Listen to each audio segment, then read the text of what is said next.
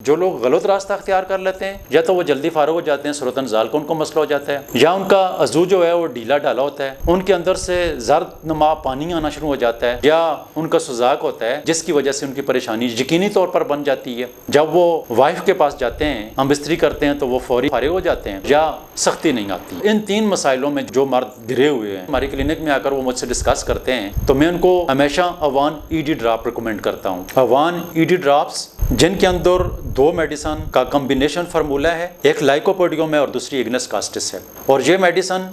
बहुत सारे मर्दों को जो सुजाक में मुब्तला होते हैं, जिनका अज़ू तनासल में सख्ती नहीं आती है, ढीला ढाला होता है, इसके 10 कतरे थोड़े से पानी में डालकर अगर आज ले लिए हैं तो आपने 3 दिन तक इंतज़ार करना है